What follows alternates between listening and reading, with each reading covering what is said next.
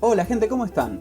Mi nombre es Cristian, lector foráneo para los amigos, y en esta ocasión vamos a hablar sobre cómo afectaron las guerras mundiales a la literatura. Para debatir esto me acompañan mis dos camaradas. ¿Cómo andás, Maxi? ¿Todo bien? Excelente, camuflado hoy. Hoy estoy con el traje camuflado, con el casquito, en la trinchera. Genial, viene acorde a la temática. Ariel, por tu parte.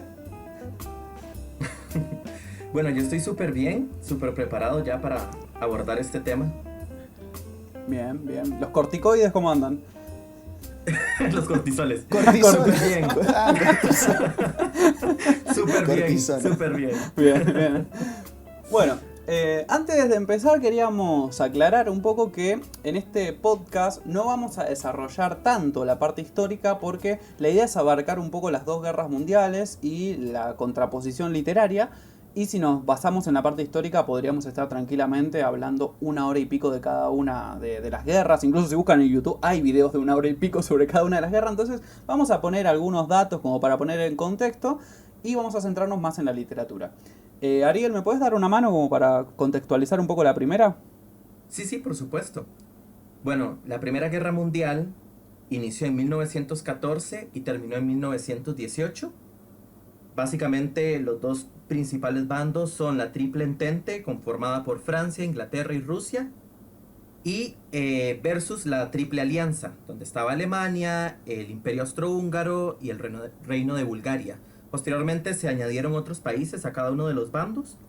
Se dio un gran avance armamentístico e industrial, y bueno, lo que detonó la guerra como tal fue el asesinato del archiduque Francisco Fernando de Austria en Sarajevo. Y también asesinaron a su esposa. Él era el que iba a heredar la corona del Imperio Austrohúngaro y fue lo que inició todo. En 1917, este dato es muy importante, por lo que vamos a mencionar más adelante, se dio la Revolución Rusa, ya casi finalizando la Primera Guerra Mundial. Algo bastante curioso es cómo una guerra en la que murieron millones de personas, porque fue un hecho histórico, eso dentro de lo que era el mundo moderno, todo desarrolló a partir de una muerte, de una persona. Ujú. Todo fue a partir de eso. Aunque también, bueno, no hay que ser como ilusos de pensar que, bueno, que fue solamente de venganza a partir de esta muerte, sino que fue una cuestión, o sea, esto era la época de los imperios y fue una cuestión también de que todos aprovecharon Sí. un poco esto de excusa para darle más al que le tenían bronca, un poco. Fue un poco así esto. Exacto. Sí. Algo que surgió, un movimiento artístico muy famoso que surgió desde la Primera Guerra fue el vanguardismo. Sí, tal cual. O sea, un movimiento que buscaba romper, justamente, justamente ser la vanguardia, o romper un poco con todo eso establecido, sí. Sí, dentro de esta guerra sí dio mucho lugar a muchas cosas. Porque como, eso me gustó el dato que tiró Ariel, es muy interesante que fue una guerra en la cual hubieron muchas etapas. O sea, la Mm. gente estaba con todo este discurso heroico, en donde pensaban que iban a ir a luchar como en la Edad Media, un poco más mano a mano, luchando por tu país, y en realidad se encontraban con una guerra que no tenía nada que ver con eso. Etapas como por ejemplo la guerra de trincheras, se empezó a dar de alguna manera lo que era la guerra aérea. Y es triste también que pensar que o sea, grandes promotores de la ciencia fueron las guerras, cuando te pones a pensar. O sea, la ciencia avanzó muchísimo con las guerras. Este tema de Sí, tratar de diseñar algo mejor que el otro para hacerlo mierda, porque era esa la tal idea. cual. Los radares, de hecho, también fueron implementados en la Primera Guerra Mundial. Hay un montón, la carrera armamentística en la Primera Guerra Mundial fue increíble. Incluso bastante a la par, incluso un poquitito más que la Segunda. De hecho, hay un texto que remarca e ilustra muy bien toda esta cuestión armamentística y el terror de la época, que se llama Sin Novedad en el Frente, que se publicó en 1929, Sí. pero trata sobre la Primera Guerra Mundial, es de Henry María Remarque. Y bueno, aquí por ejemplo se ilustra bastante bien la utilización del gas mostaza, cómo morían los soldados a Mm. raíz de este gas. Eh, un dato curioso es que este libro fue prohibido, lo vamos a hablar posteriormente, en la Alemania nazi. Hitler lo odiaba, por ejemplo.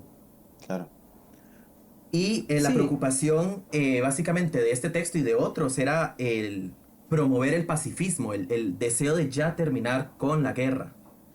sí, creo que ahí también está el tema de separar un poco las tres variantes de lo que vienen siendo los escritos y los escritores que publicaron sobre esto. Porque teníamos, por un lado, los escritores que cuando empezó todo el tema de los conflictos lograron huir, escapar y que quizás podían, incluso estando la guerra, estar publicando cosas.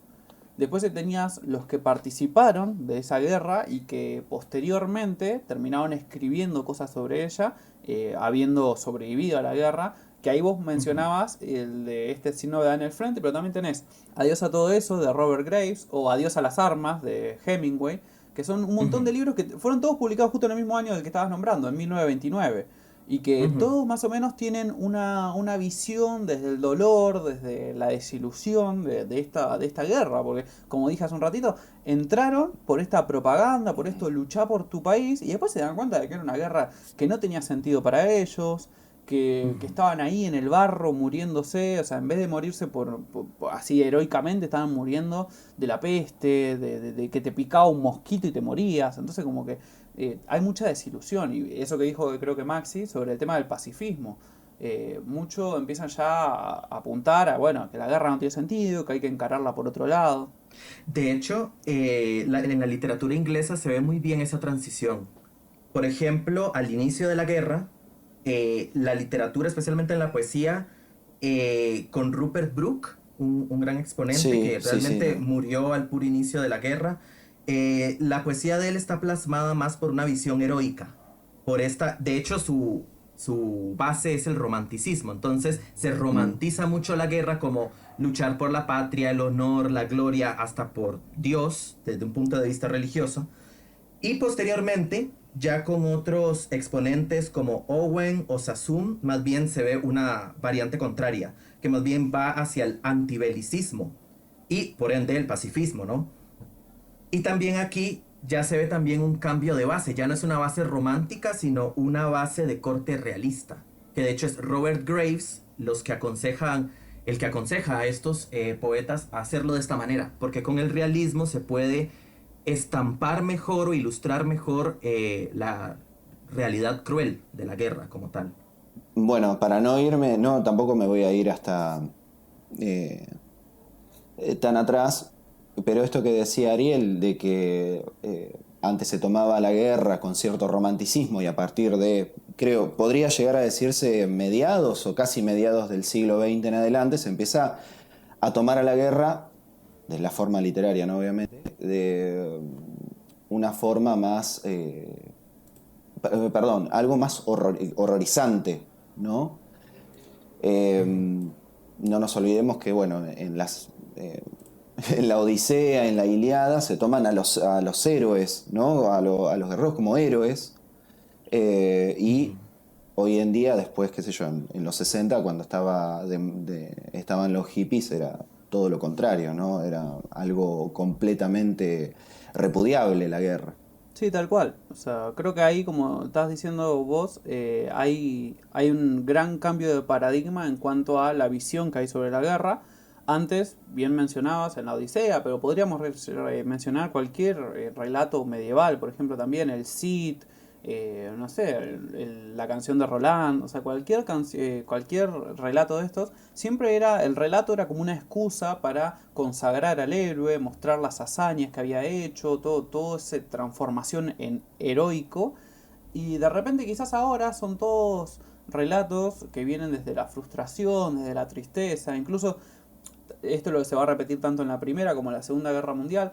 En estos relatos, cuando de repente aparece algún personaje que hace algo heroico, que protege, por ejemplo, no sé, cuando lleguemos a Ana Frank, esta persona que los ocultó, y así como es en otros libros, después de eso terminan muriendo incluso, y mueren de forma triste, o sea, como que no hay como un héroe real, o sea, es como que, sí, completamente, bien eso lo que estaban mencionando, el paradigma de la guerra cambia completamente a partir ya de la primera. Yo creo que ya cuando se rompió esta ilusión de la propaganda con la que habían consumido todos y participado de la guerra, porque recién mencionaban ahí Robert Graves y demás, un montón de poetas y escritores también cayeron en esta trampa de la propaganda y fueron a combatir por eso, totalmente romantizados, ahí pensando que bueno, que el valor, que esto, el otro, y después se encontraron con algo que no tenía Sí que van a nada que ver volver con como eso. héroes.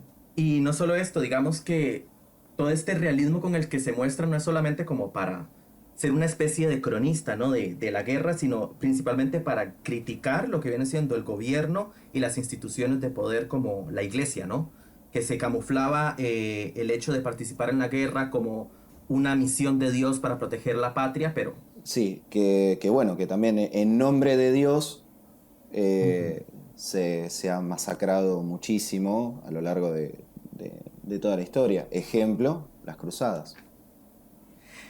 Y hay un detalle muy importante también, yéndonos un poco más como a otro tipo de literatura, no tanto la literatura de ficción como tal, sino las instituciones que regían cómo se tenía que leer o cómo se analizaban las obras.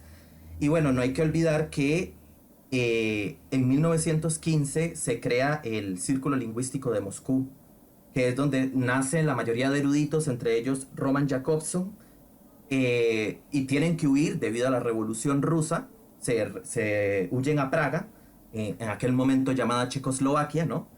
Y se crea el Círculo Lingüístico de Praga, que es donde ya se hacen muchos cambios de cómo se tiene que ver la literatura.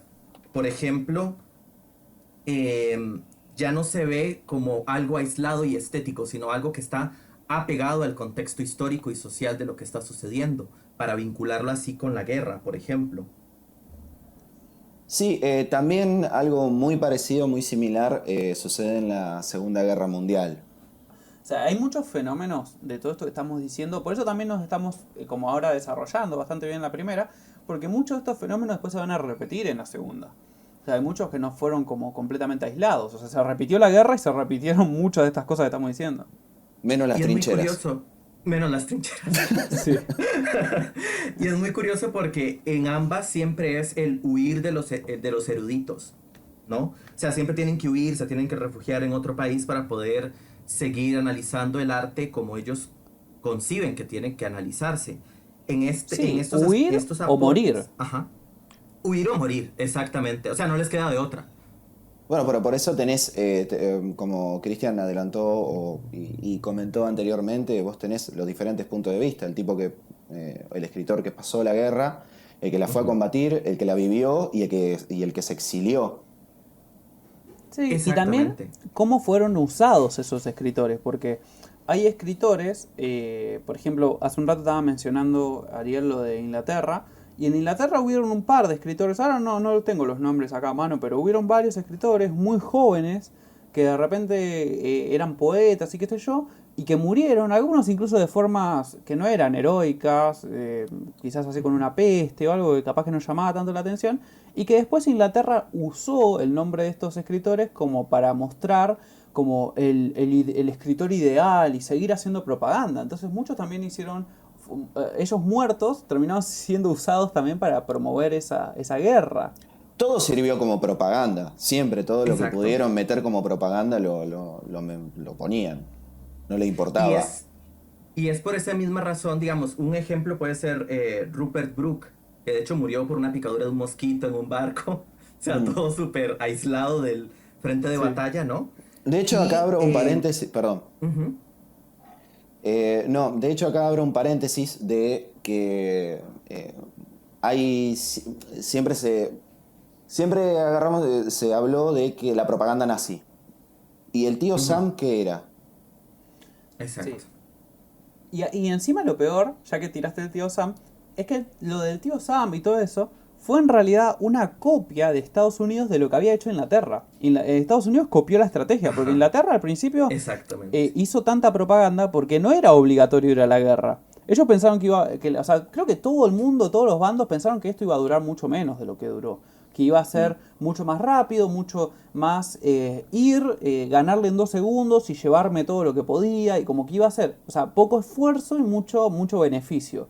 Entonces, por ejemplo, en Inglaterra no era obligatorio, era opcional, o sea, como que cada uno lo hacía si quería, se enlistaba. Entonces, muchos se metieron con el primer discurso nomás, se terminaron metiendo en la guerra. Y después cuando la guerra se empezó a alargar, llegó el punto en que incluso Inglaterra lo terminó haciendo obligatorio el servicio para ir a la guerra. Y Claro. después toda esta movida propagandística que hizo Inglaterra la termina copiando muy bien, ahí como dijo Maxi, con el tío Sam y todas las propagandas que hacía Estados Unidos para llamar gente. Mm. Y de hecho, si nos ponemos a ver también, digamos, regresando un poco al tema de esta literatura que no se centraba en la guerra, ¿no? Este periodo fue súper fructífero para los estudios literarios. Avanzaron enormemente. Por ejemplo, bueno, como les mencioné, Jacobson hace referencia a la función poética dentro de la literatura y el modelo de comunicación. Mukarovsky hace patente el valor estético como un hecho social, es decir, ya la literatura representa la sociedad, ya no es un hecho aislado de mero entretenimiento. Félix Vodik, por ejemplo, inicia los primeros análisis comparativos, en este caso entre literatura checa y francesa. Y Prop, por ejemplo, que es como uno de los exponentes más grandes, crea el libro Morfología del Cuento, que es lo que hace una revisión de todos los cuentos infantiles, pero desde una perspectiva ya más social, más realista e incluso simbólica. Entonces es un cambio bastante grande y es curioso ver este contraste, ¿no? Como otros escriben sobre la guerra, pero los estudiosos escriben, o sea, es el apogeo del desarrollo de la teoría literaria. Voy a ser repetitivo, pero creo que viene bien y muchísimo más en contexto el día de hoy, que voy a repetir la frase que repetí el podcast pasado, la frase de Benedetti que dice, el escritor es el cronista de su época. Sí, hace un rato cuando estaba diciendo Ariel lo que estaba comentando y usó la palabra cronista, automáticamente se me vino lo que decías, el tema de ser cronista y demás. Y creo que también está bastante bueno el aporte que dio Ariel recién desde la parte lingüística, porque si bien es sorpresivo, como dijo muy bien él, el tema este de que por un lado están gente matándose y hablando sobre el sufrimiento y por otro lado habían otros analizando el lenguaje, creo que también tiene lógica que esto haya ocurrido en este momento, porque ahí mismo nosotros hasta ahora todavía no nombramos tanto en cuanto a libros y cosas así, pero me parece que estuvimos hablando bastante sobre el tema de los discursos que se utilizaron ahí, todo este, por ejemplo, la propaganda y demás, y creo que esos eran como también temas, o sea, el discurso fue muy utilizado acá, era un arma más también el discurso. La palabra acá creo que cobró mucho valor en las dos guerras, pero en la primera, más que nada, creo que tuvo mucho valor la palabra, el cómo se... O sea, por acá fue una guerra, nosotros dijimos, una guerra de alianzas, de traiciones, una guerra de bandos, y el discurso tuvo un lugar muy importante, entonces no me parece tampoco tan descabellado todo esto, estas cosas con el tema del lenguaje, el discurso, porque justamente era algo que estaba sucediendo, que estaba vivo en ese momento. Y es muy curioso también si nos vamos al lado de Occidente. O sea, cómo se trató la literatura, por ejemplo, en Japón, en la Primera Guerra Mundial, qué temas trataban. En Japón, por ejemplo, resurgió el neorrealismo. Ya, por ejemplo, con Ryonosuke Akutagawa, tiene un texto que se llama El tabaco y el diablo, publicado en 1917, que trata no precisamente de la guerra como tal, sino de las importaciones de tabaco y otras cuestiones del mundo de Occidente. Es decir, cómo eso afectó. Entonces vemos como una perspectiva no precisamente bélica, pero más comercial. Vemos cómo es como otra perspectiva. Sí, y bueno, ya que ya estás tirando un poco la pelota un poco más adelante, eh, también creo que no podemos dejar de mencionar todo lo que empezó a ocurrir después de la guerra. O sea, todos los movimientos que empezaban a surgir a partir de la guerra. O sea, una vez ya terminada. O sea, también es verdad que durante creo que un periodo relativamente grande de tiempo, durante varios años, que es algo que se repite mucho a lo largo de la historia, medio que cuando te pones a investigar carece, ¿cierto? O sea, los años posteriores carecen un poquito de literatura sobre esto, pero porque es un fenómeno que siempre ocurre con la humanidad, que cada vez que ocurre algo muy grave, intentamos ocultarlo, intentamos dejar de pensar Ajá. en eso. O sea, mismo ahora pensemos en la pandemia. O sea, la pandemia fue algo que generó mucho sufrimiento a muchas personas, gente que perdió Sí. todo, la depresión. Y en ese momento polulaban por todos lados libros que se revalorizaron, como dijimos en el podcast pasado. Creo que estamos enganchando mucho con el podcast pasado, así que escúchenlo, lo que no lo escucharon. Y bueno, la cuestión es que hablaban mucho de esto de la pandemia. Una vez que terminó, estoy seguro que habrán salido varios libros, pero a mí, al menos en particular, no me interesa leer ahora algo de la pandemia. Ya la sufrí, no tengo ganas de ahora ponerme a leer algo de la pandemia. Sí, sí, ni hablar. Entonces, imagínate con la guerra. O sea, imagínate vivir eso y después estar leyendo ahí automáticamente como que en realidad pasó lo contrario. Y recién, varios años después, empiezan a salir varios movimientos, el tema del existencialismo, o sea, varias cosas que empiezan ahí de entreguerra, en donde empezamos a ver esto, el sinsentido de la vida. Bueno, un ejemplo del existencialismo, o más bien como uno de los precursores del existencialismo, es Wilfrid Owen, específicamente con su poema Dulce et decorum est, donde se viene abajo toda la imagen de perfección, de luchar por la patria, por la religión, y más bien ensalza todo lo que viene siendo la desesperación, ¿no? En la guerra, el hecho de ya no tener, de ya no tener esperanza, el para qué seguir viviendo, ¿no? Lo deshonroso que puede ser incluso la guerra. Sí, tal cual. Y bueno, y aparte ya después todos los que vinieron después, ya tenés a Sartre, a Camus y todos esos escritores que también planteaban bastante de eso. Incluso este ya es un poco posterior, porque en realidad tiene que ver ya cuando ya inició la Segunda Guerra, más o menos, pero también va de la mano con el teatro del absurdo. O sea, empiezan a salir un montón de géneros literarios en donde lo que te muestran es eso, que no tiene mucho sentido la vida. O sea, que esta persona que en la Edad Media confió en Dios y que Dios lo decepcionó, por eso terminó esa edad. Después confió en la ciencia, pensó que la ciencia iba a ser el motor para transformar el mundo, lo decepciona la ciencia y se da cuenta ahora de que no tiene nada. Entonces ahí empiezan todos estos periodos, como vos bien mencionaste, que de un lado o del otro lado del charco están todos sufriendo lo mismo, están viendo de que bueno, que la vida al final, ¿qué importa lo que hagas? Y después uno va a apretar un botón y tira una bomba y te mata a vos, a tu familia, a todos tus sueños. Y bueno, también está el ejemplo de Luis Ferdinand Céline con el texto El viaje al fin de la noche, publicado en 1932, donde resalta lo negativo del ser humano. El protagonista inicia con toda la esperanza en la humanidad y al final, debido a la decepción de la guerra, termina convirtiéndose en un narco en África. ¿Sí? Entonces... Genial esa transformación, el camino del héroe a pleno. Claro, tal cual. Bueno, otro de los movimientos que empezó a gestarse un poco fue el vanguardismo, ¿sí? Que la característica primordial del vanguardismo era la libertad de expresión, que se manifiesta alterando la estructura de las obras, abordando temas tabú, por ejemplo, y desordenando un poco los parámetros creativos, ¿sí? La poesía se rompe con la métrica, por ejemplo, y cobran protagonismo aspectos considerados irrelevantes como la tipografía. Exacto. Y también otro aporte muy importante para las vanguardias es que así como la guerra, ¿no? Sí. Va rápido. Es decir, una tiene que desbancar a la anterior, se quiere tratar de innovar una y otra vez porque los recursos se acaban muy, muy rápido. De hecho, el vanguardismo es considerado por algunos como una característica del modernismo también. Sí. Bueno, y creo que ahí más o menos con estos últimos datos que estuvimos tirando, creo que más o menos empezamos a cerrar la Primera Guerra. Digo varias veces más o menos porque ya sé que el futuro oyente puede decir, bueno, pero te faltó mencionar a este y a este y a este. Es muy amplio esto, quizás en algún momento volvamos a retomar esta charla porque me parece súper interesante, pero bueno, es demasiado amplio el tema.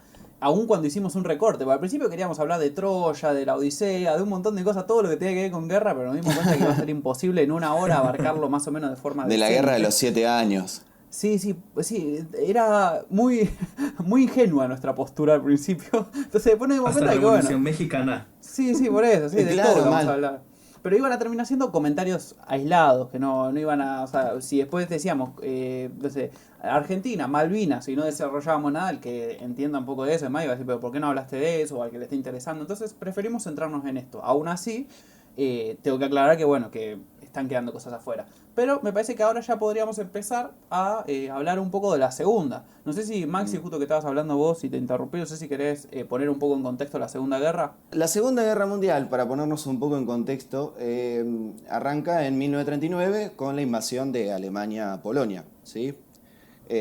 Información de público conocimiento, nada nuevo, en donde Alemania y la Unión Soviética empiezan a ocupar parte de lo que era Europa, ¿no?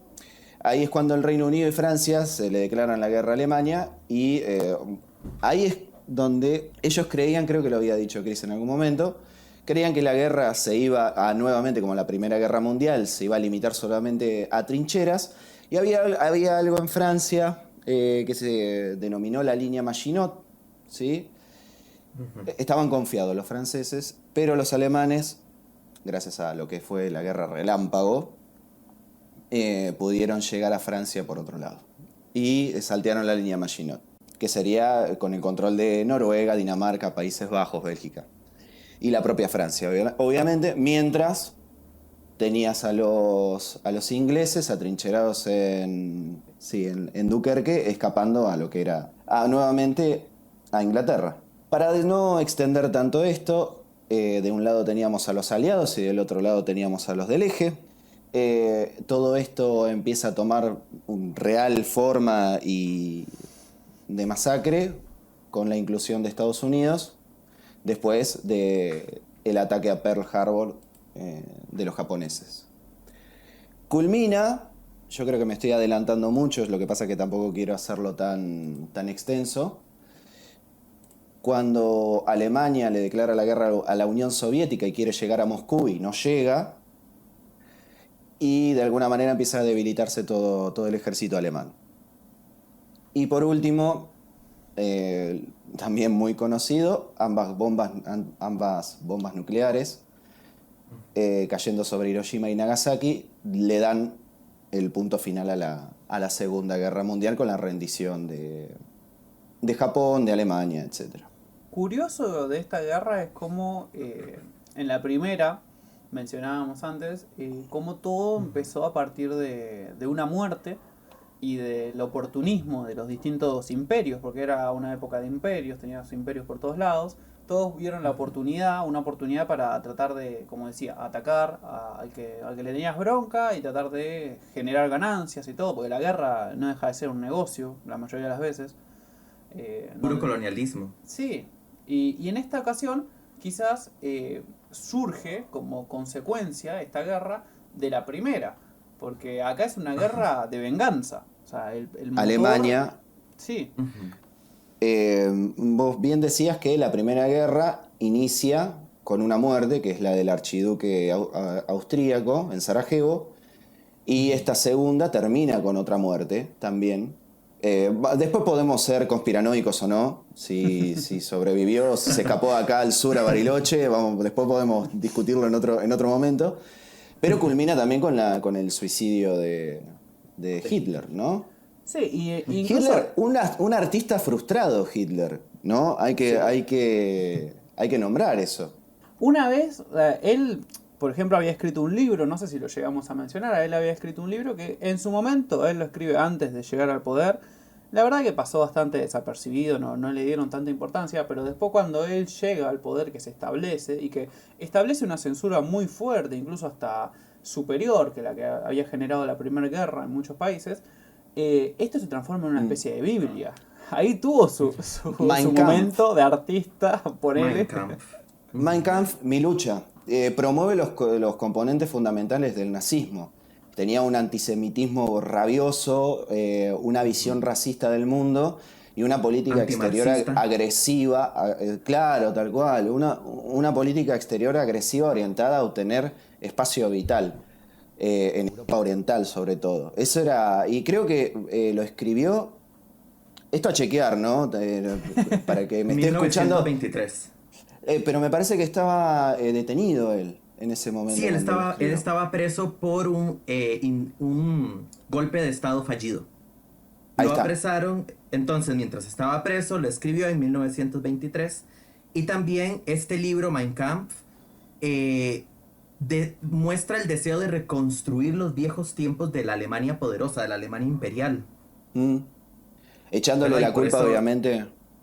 Ajá. Sí, echándole la culpa a toda Europa por el malestar general de toda Sí, la Alemania, ¿no? Que situación, sí. Alemania tuvo que Exacto. ponerse a pagar con el Tratado de Versalles. Se decretó Ajá. básicamente que Alemania tenía que pagar todos los daños provocados. De hecho, es una deuda Exacto. que terminaron de pagar creo que en 2014. O sea, no, terminaron de pagar esa deuda hace poco. Sí, pasa que también fue una guerra en la cual, una vez que terminaron, como decís vos ahí en Versalles, como que, eh, o sea, los vencedores se ensañaron bastante con los que perdieron también. Entonces, ese ensañarse, no digo que no esté justificado, no estoy diciendo eso, pero eh, ese ensañarse con todo este tema de, por ejemplo, lo que tenían que pagar y qué sé yo, también le sirvió de arma a gente como Hitler para llegar al poder y generar todo lo que ocurrió después. Como dije, es una guerra de venganza en realidad. Partieron desde el odio y la venganza por todo lo sucedido en la primera a buscar revancha en la segunda. Entonces también es eso, o sea, todo ese tipo de esos condimentos que estamos diciendo fueron los que provocaron esta segunda guerra. O sea, parte de ahí. Sí, y también vamos a hacer muchas obras que salieron incluso dentro de la misma guerra, ¿no? No sé si inevitable nombrar el caso del diario de Ana Frank. Sí, y libro polémico sí los hay, el de Ana Fran, porque se dicen muchas cosas sobre ese libro. O sea, desde el tema de si fue escrito o no escrito por ella incluso. Yo hace tiempo, no lo terminé de chequear acá esto, o mejor dicho, no sé en qué situación actual estará esta polémica, pero hace unos años me acuerdo que yo me había enterado de que ahí tuvo una movida que no se sabía si la había escrito ella en realidad o si lo había escrito su propio papá en realidad. Por el que sobrevive y hace público el libro es el padre de Ana Frank. Ella muere en el holocausto.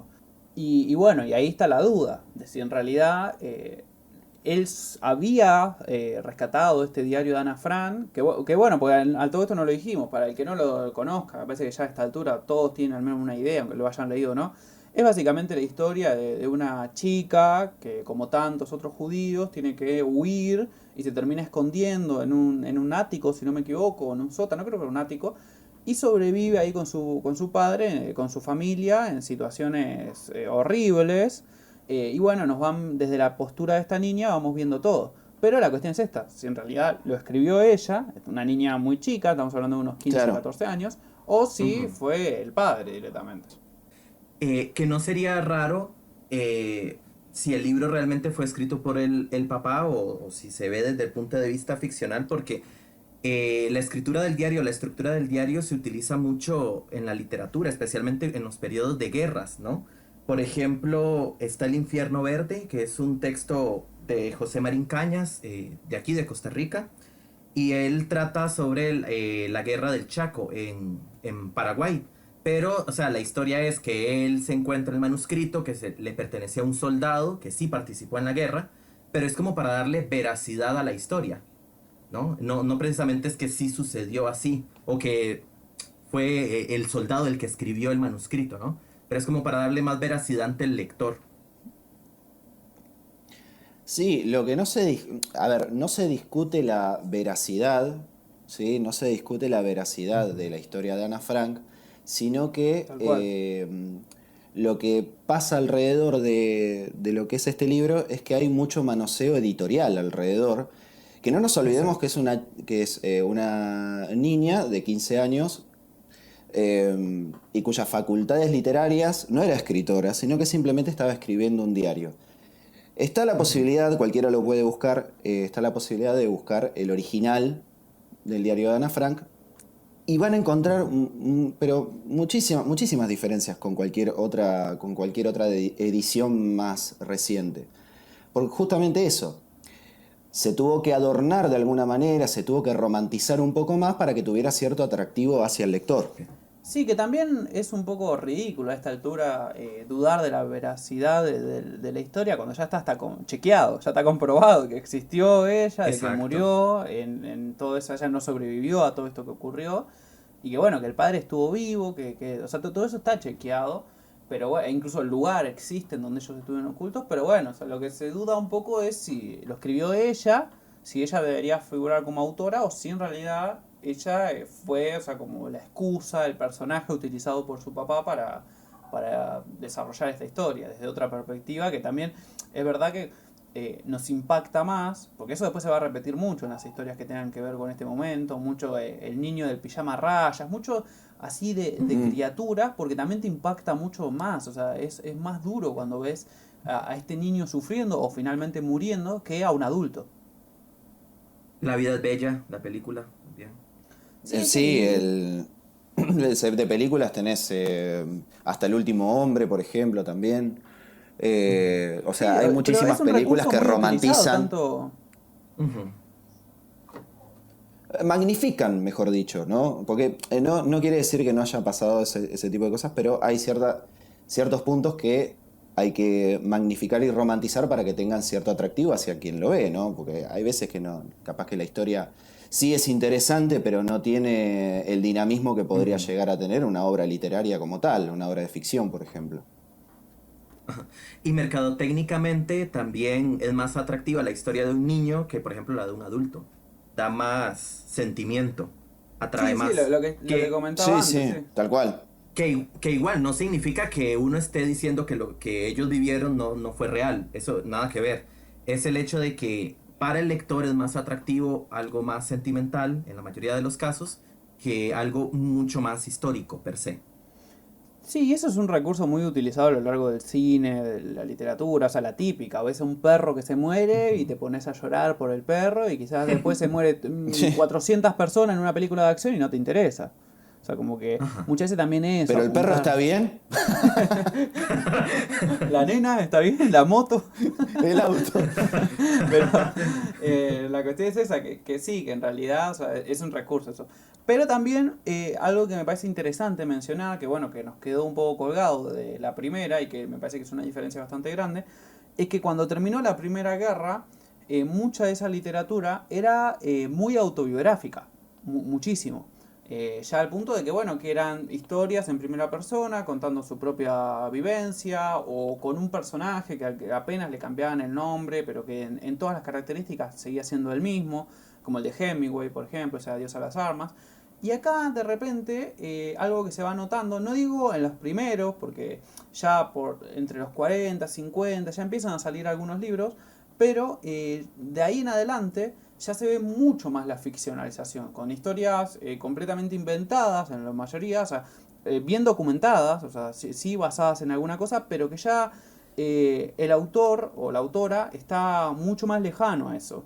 O sea, al principio, como dijimos, teníamos las tres variantes y tenés el que participa y el que huye y el que toca de afuera un poco más lejano. Y en este caso, en la Segunda Guerra, vamos a tener mucho va a polular mucho el tema esto de la ficcionalización y la literatura de gente que quizás lo toca un poquitito más de afuera ya esto. O con familiares, mi La- abuelo, mi tío. en la ficcionalización, como bien decís, Chris, encontramos obras como, por ejemplo, que salió en serie hace poco, El hombre en el castillo, que habla de, no sé si lo tienen, lo conocen, Sí, No, yo no. es muy bueno, bueno. por ahí, para quien no lo conoce, El hombre en el castillo trata de un hombre que está escribiendo un libro. Los nazis ganaron la guerra, ¿sí? Eso es la premisa principal. Y hay un Ujú. hombre escribiendo un libro de qué hubiera sucedido si los aliados en realidad ganaban la guerra. Es una novela con tintes distópicos de Dick que está buenísimo porque plantea al revés, pero al mismo tiempo rompe la cuarta pared con un personaje que está haciendo lo mismo que el escritor, pero del otro lado. Y esto es un paréntesis que también, por ejemplo, empiezan a surgir estos distópicos, ¿no? Por ejemplo, Un mundo feliz. Y de hecho, bueno, el libro que está escribiendo el personaje dentro del Hombre del Castillo se llama La langosta se ha posado. Es muy curioso porque ese mismo mecanismo está tal cual copiado en una novela que se llama Estados Unidos de Japón, publicada en 2016, Ajá. de Peter Thierias. Y bueno, él hace lo mismo, es como, ¿qué pasa si hubiesen ganado los nazis, ¿no? Entonces se construye el mundo a partir de ahí. Y aquí, en vez de un libro, es un videojuego que se llama Estados Unidos de América, que da a ver como esta perspectiva de qué pasa dentro del libro, ¿verdad? Si hubiera ganado Estados Unidos y los aliados, si les hubieran ganado a los del eje, ¿no? Es muy curioso porque si hay ciertas modificaciones, ¿no? Por ejemplo, en La Langosta se ha posado del el hombre en el castillo. Sí. Sí cambian ciertas cosas. Por ejemplo, ahí nunca ocurrió el ataque de Pearl Harbor, cuando hacen la reestructuración, ¿no? Mm. Pero al final, lo que a mí me llama la atención es que ambos usan la ucronía. Para los que no sepan, para los que nos están escuchando, la ucronía es un subgénero de la ciencia ficción que consiste en reestructurar algo que ya sucedió, algo histórico. En este caso no ganó Estados Unidos y los aliados, sino ganó el eje, por ejemplo, ¿no? Claro. Entonces, es curioso porque es como es un ejemplo muy curioso de historia enmarcada dentro de otra, pero a través del género de la ucronía. Porque ambos tienen una historia ucrónica, que es si hubiese ganado Estados Unidos, dentro de la historia como tal, que es que ganó el eje, ¿no? Mm. Y es muy curioso porque esto lo que hace es resaltar el caos en la historia. ¿Qué pasa si la historia se modificara, ¿no? Un poco lo que planteaba en 1984. Exacto. También eso de que qué pasaba si la historia se cambiaba.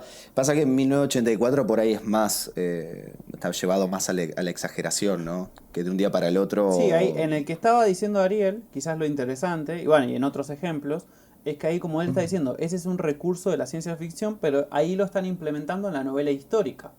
Entonces también, por ejemplo, en el que él mencionó, ahí está interesante ese intercambio de recursos entre un género y otro.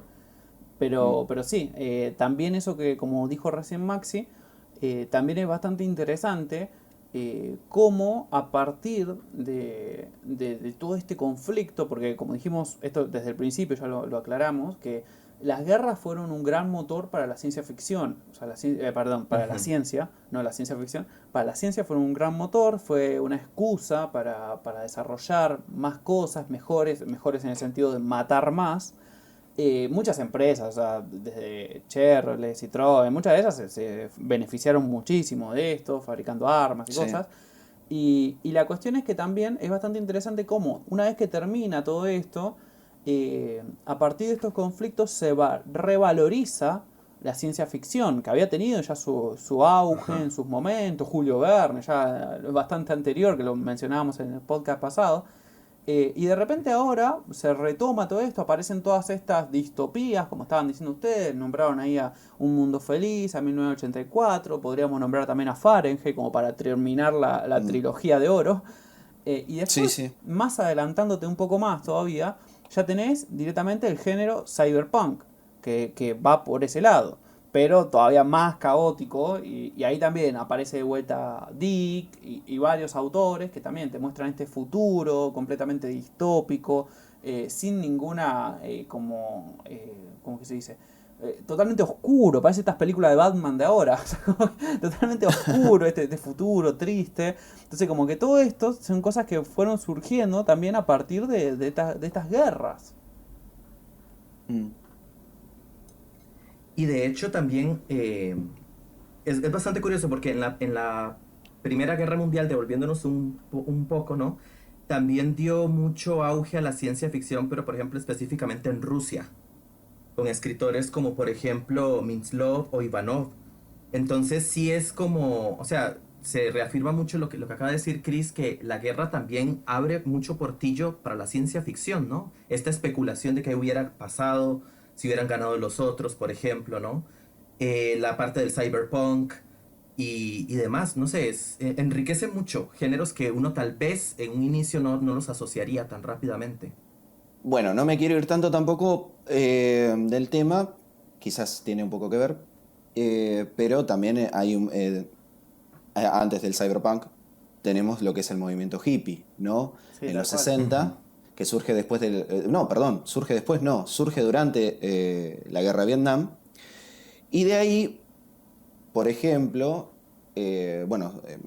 surge el rock and roll de Jimi Hendrix, las protestas de Patti Smith o el mismísimo Nobel de Literatura Bob Dylan, ¿no? Que me pongo de pie. Bob Sí. Dylan, que con sus canciones de protesta, como por ejemplo Blowing in the Wind, empiezan a pronunciarse en contra de la guerra. Y ahí estamos otra vez, bueno, poniéndonos de la parte, como la parte artística, todos los movimientos artísticos se empiezan a horrorizar de la guerra. Sí, y un artista, justo acabas de mencionar, que bastante cuestionado cuando ganó el Nobel, si debería él aplicar como candidato y haberlo ganado o no. Eso después también en algún momento queda para un futuro podcast, sobre los Por Nobel supuesto. podemos hablar. Pero sí, justo ahí tiraste y justo un polémico. Porque Sí, tal cual. es amado y odiado de ambos lados. Muchos Hay, es que considero, no voy a extenderme porque como bien dijiste, como bien dijiste, es un tema para otro podcast, pero la división está más que nada en el escritor de canciones y en el escritor. Porque son, más allá de que van de la mano, la canción es un género y la poesía puede ser, es algo bastante parecido, no son lo mismo.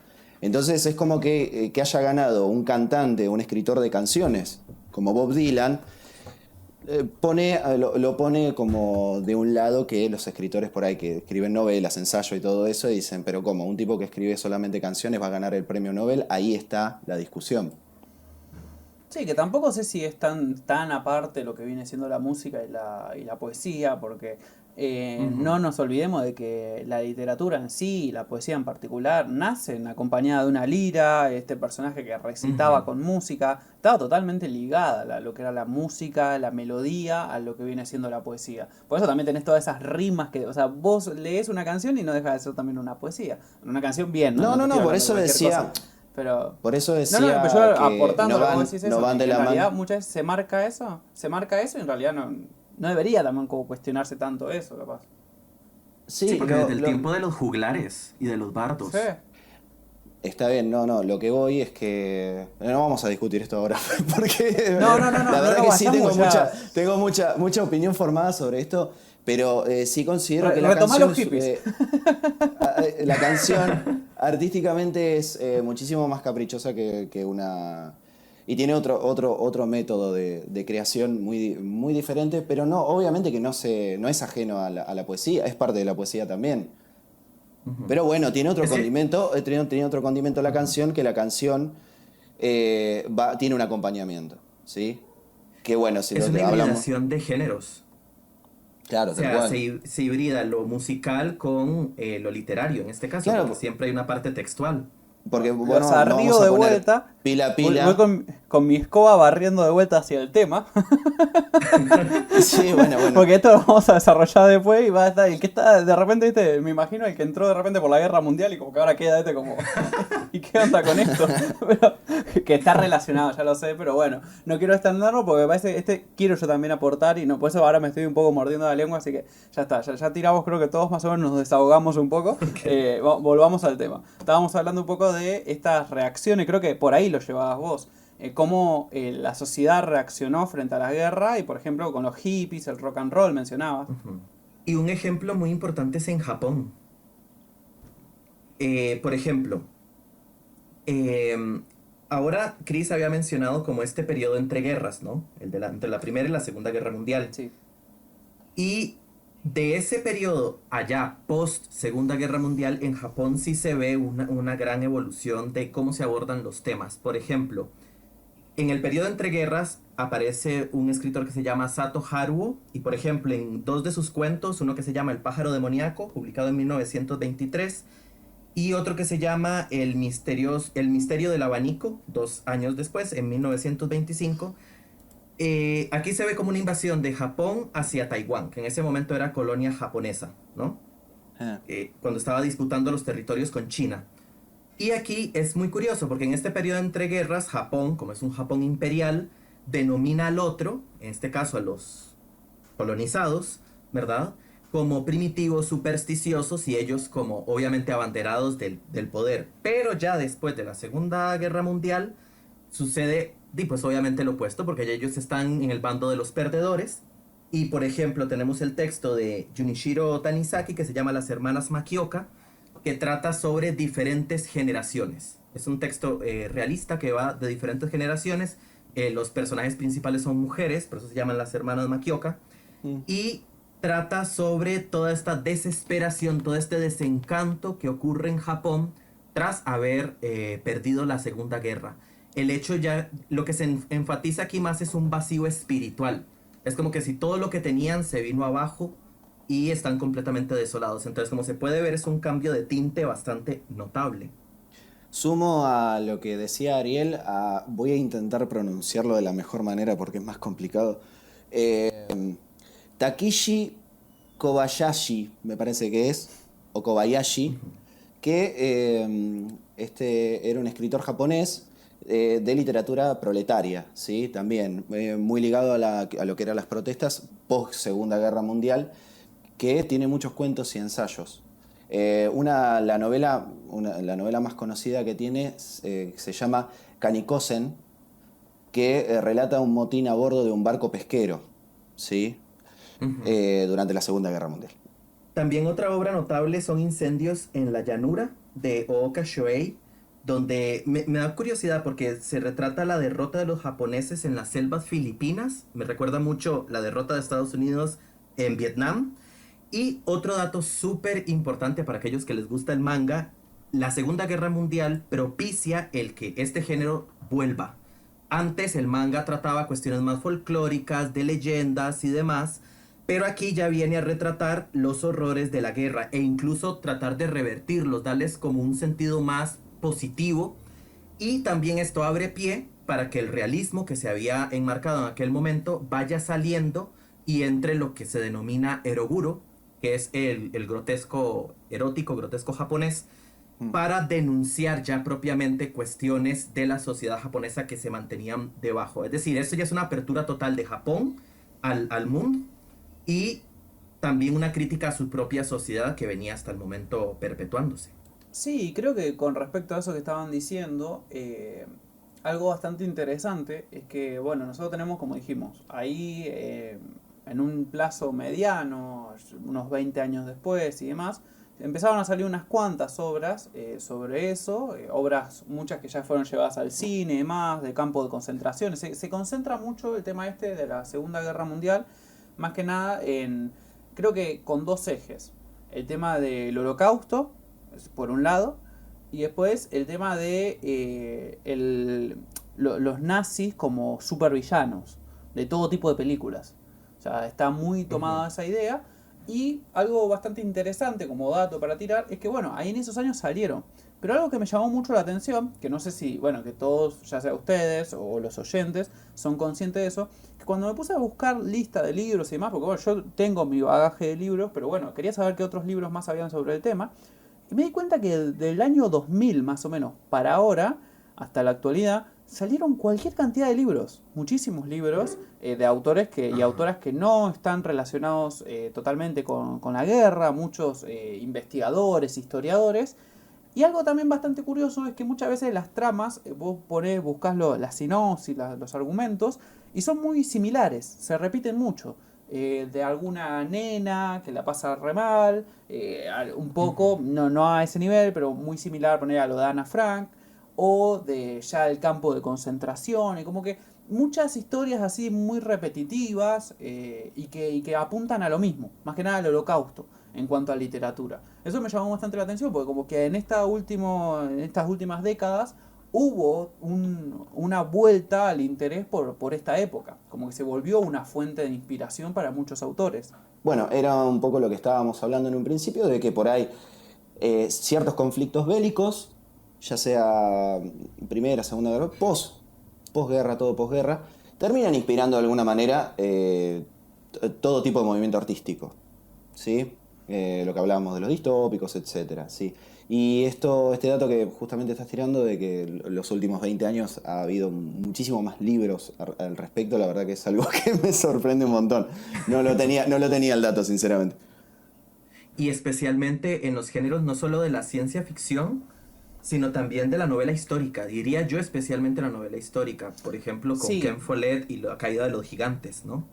Sí, tal cual, en la novela histórica se revaloriza. Incluso hay un libro, que no sé si conocen ustedes, este me pareció, me gustó mucho este dato, digo, me lo tengo que guardar y lo tengo que tirar. Hay un libro que se llama Encerrado en la casa de atrás, que el autor o autora, no sé qué será, dice Dogar Sharon, calculo que sea mujer, y, y bueno, el libro, en realidad, ya como hasta un subtítulo, cuando te lo venden, te dice la historia del chico que vivió y se enamoró de Ana Frank. Y es una vuelta a contar la historia de Ana Frank, pero de otra, o sea, no sé, no llegué a investigar tanto sobre este libro, no sé, me parece que en realidad el chico este sí existió, pero bueno, sería, porque ellos no vivieron solo, vivieron con otras familias Ana Frank, y sería de otro de los chicos que estaban ahí, cómo se enamora de Ana Frank, pero en vez de cortarse, como se corta la Ana Frank, que se corta abruptamente cuando llegan los nazis, qué sé yo, acá te cuenta también cómo vivió la parte del holocausto. Y ves la otra cara también de Ana Frank, la ves como más humana, ya sin tantas como mini historias de niños. Viste que Ana Frank tiene mucha. O sea, el problema del día a día que a veces no tenía nada que ver con los nazis.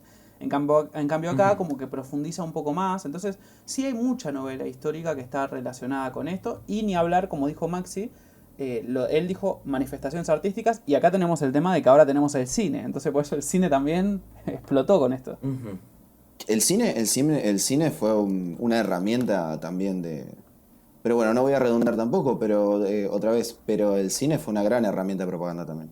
Lo que iba a acotar algo antes de que me olvide sobre la otra perspectiva sobre la historia de Ana Frank, que debe ser muy similar a Quién de nosotros, ¿no? Que es la misma historia contada desde 3 puntos de vista diferentes. ¿Puede ser que es algo así?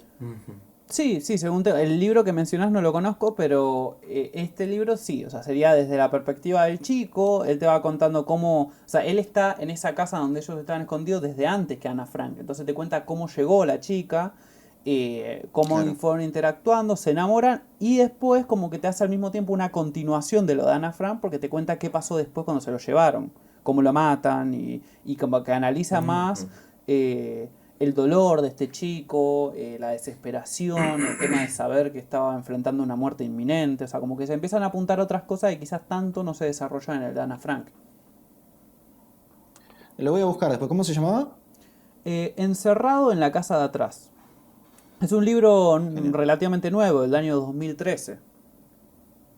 Suena bastante interesante, Sí, y por eso, especialmente y por ese así, cambio de perspectiva. yo no me anoté tantos porque la verdad que me empecé a dar cuenta que muchos hasta tenían así cosas similares, pero de repente tenés, Ujú. les nombro algunos que fui encontrando. Berlín, la caída de 1945, que es del año 2002 y que habla un poco de qué pasó cuando ya llegan a Berlín en la última etapa de la guerra, que bueno, no sé si saben que fue una etapa también bastante caótica, porque los rusos, por ejemplo, Sí. violaron a más de 2 Ajá. millones de mujeres, o sea, fue todo muy caótico y se centra en eso, esa historia, por ejemplo, entonces está interesante para salirse un poco de lo típico que siempre se escucha.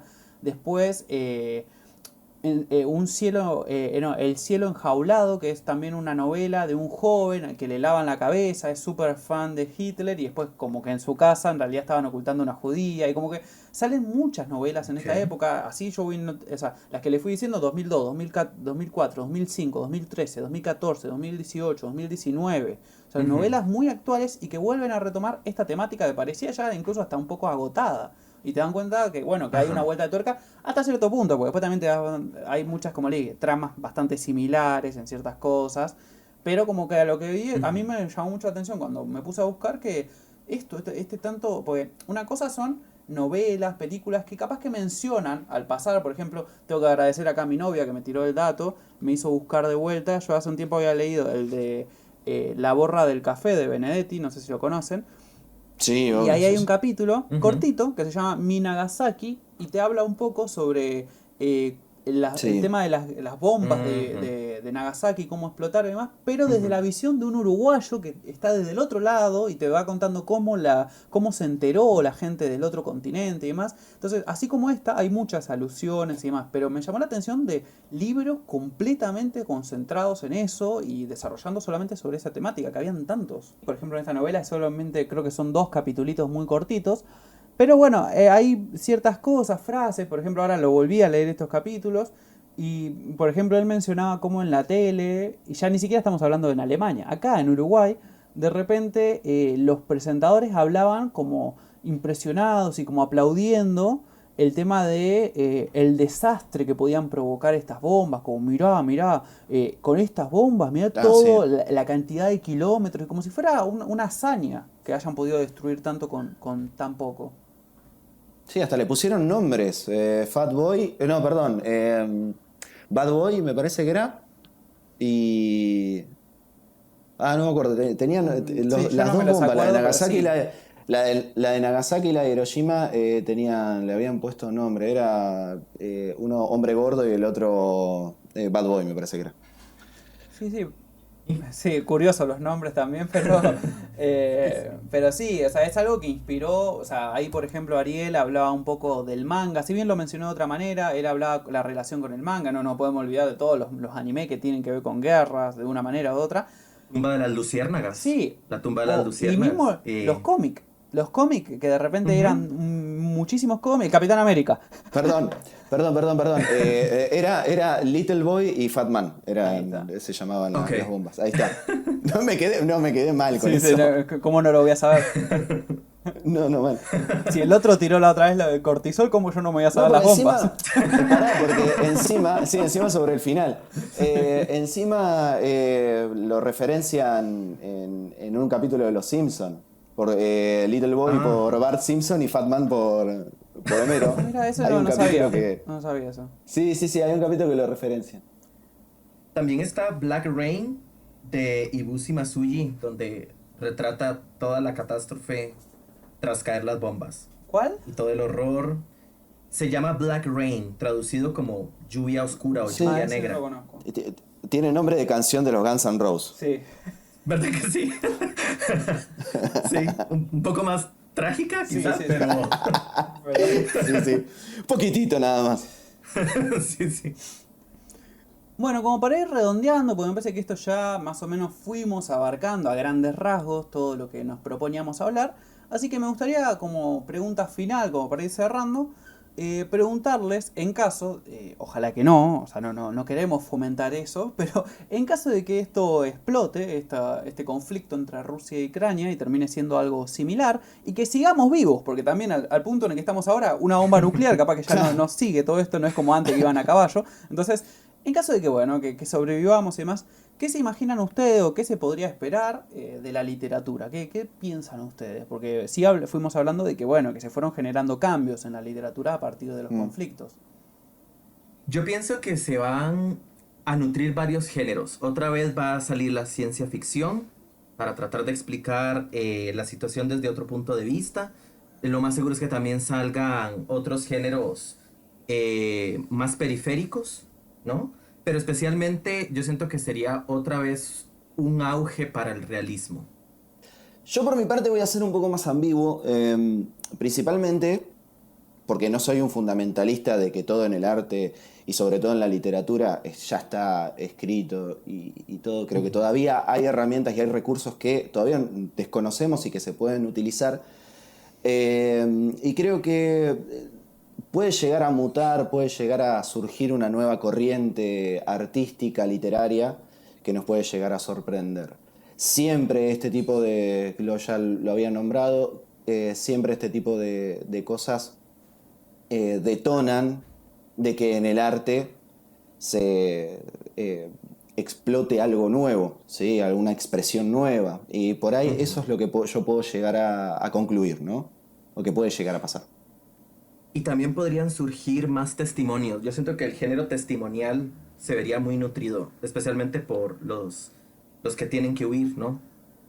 Sí, Sí, tal cual, también. sí, por mi parte creo que, bueno, si bien es verdad lo que estaba diciendo Maxi, de que no todo está escrito y demás, siento que también cuando te pones en una línea de tiempo a analizar un poco la literatura, muchas veces es un volver a cosas de antes, el clasicismo, neoclasicismo, y como ir volviendo, retomar. Entonces, yo siento que en primera instancia, si seguimos vivos, claramente, ya de acá ya empieza a ser todo, ¿viste? Hipotético, pero en caso de que sigamos, pues, digo esto porque no sé si lo vieron, pero hace poco salieron como unas simulaciones que habían hecho en una universidad de Estados Unidos, que bueno, básicamente si esto explotaba y se empezaban a tirar bombas, casi que no iba a quedar nada. Pero bueno, retomo, lo que estaba diciendo era que en caso de que esto sea dentro de todo algo que podamos seguir vivos, Yo siento que al principio va a haber una etapa de olvido, va a haber una etapa de intentar negar esto, como ya ha ocurrido con muchas cosas. Y siento que después sí es muy probable que, como dijo Ariel, haya mucho testimonial, mucho histórico, y que finalmente terminemos dando lugar o a una vuelta de tuerca a los géneros que ya conocemos, como la ciencia ficción ha pasado en su momento, o a nuevos géneros que tengan que ver con, o al menos a lo que quede de mundo, ¿viste? O sea, de la realidad que vivan esos seres, que puede que estemos incluidos o no, de esa realidad creo que también ahí es muy probable que... Con 3 ojos. Sí, completamente mutantes. Y bueno, y eso, puede que salgan géneros nuevos o que se le dé una vuelta, pero yo, al menos por mi parte, yo siento que va a haber una etapa de olvido y que después va a haber o testimonial o una vuelta de tuerca. Pues sí siento que, bueno, que esa al menos es nuestra forma de actuar a lo largo de la historia. Creo que los humanos solemos hacer eso, es un patrón que solemos tener. Bueno, voy a aprovechar en ese momento para hacer mi biografía, mi autobiografía. Sí, tal cual. Yo tengo que apurarme, a ver, porque me agarró ahora medio a contratiempo. Recién voy por la mitad de mi novela y ya ahora va a explotar esto, no sé qué hacer. Claro. Hay que aprovechar para venderlo. Estoy pensando, tendría que ponerme a pensar el tema de la autobiografía, para qué lado ir, ¿no? Sí. Estoy pensando en ser tipo, no sé, decir que fui a la guerra contra Rusia en Ucrania. Bueno, y una cosa, ya me sirve esto de pie, estos chistes que estamos hablando sobre las mutaciones y el mundo apocalíptico, para comentar al menos, el próximo podcast, porque justamente el próximo podcast va a ser eso, la literatura apocalíptica. Así que vamos a ver un poco, analizar eso, cómo se ve un poco en el cine, en las series, en los libros. Así que me parece un tema más que interesante, relacionado con de una triste manera. y que bueno, que me parece que puede dar... Pero de una forma más divertida, quizás. Sí, que puede dar a Sí, mucho más juego, relajada. mucho divague. Porque siento que ya la temática que vamos a intentar abarcar de forma seria es la temática que se toca después de un par de cervezas en la madrugada. Entonces, vamos a ver qué termina saliendo de todo esto. Así que bueno, les agradezco a los dos por haber estado. No, por favor, a vos. Espero Sí, a vos contar también. con ustedes de vuelta la próxima semana. Por supuesto, Sí, apuntadísimo. cómo Y bueno, quiero también agradecerle a los futuros oyentes que escuchen esto, que espero que hayan disfrutado, que se hayan entendido algo de todo lo que dijimos y que nos escuchen en el próximo capítulo. Así que bueno, mi nombre es Cristian, lector foráneo para los amigos, y esto fue otro capítulo de Literatura Foránea. Nos vemos la próxima semana. Adiós.